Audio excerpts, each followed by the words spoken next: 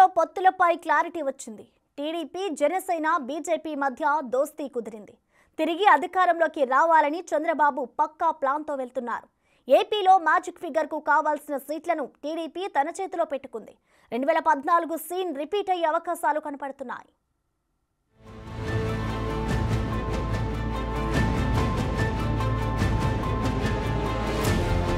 AP రాజకీయాలు రసవత్తరంగా మారాయి. టీడీపీ, జనసేన, బీజేపీలో పొత్తులపై క్లారిటీకి వచ్చాయి. బీజేపీతో కలిసే టీడీపీ, జనసేన ఎన్నికలకు వెళ్లబోతున్నాయి.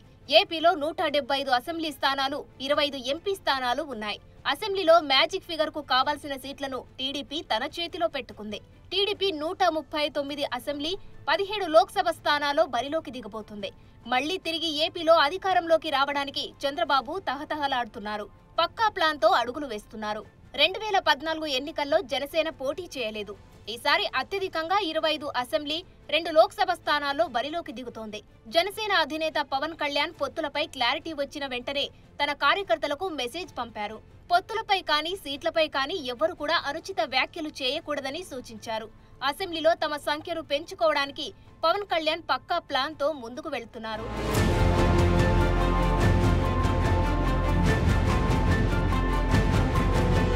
మరోవైపు బీజేపీకి పొత్తులో భాగంగా 11 అసెంబ్లీ, 6 లోక్సభ సీట్లు దక్కాయి. అయితే బీజేపీ జనసేన కంటే ఎక్కువ ఎంపీ స్థానాల్లో పోటీ చేయనుంది. పొత్తుల్లో భాగంగా బీజేపీకి ఎక్కువ లోక్సభ స్థానాలు కేటాయించారు.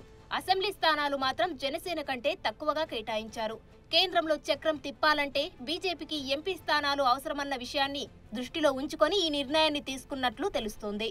ఏపీలో పొత్తులపై బీజేపీ అగ్రనేత అమిత్ షా ఆసక్తికర వ్యాఖ్యలు చేశారు.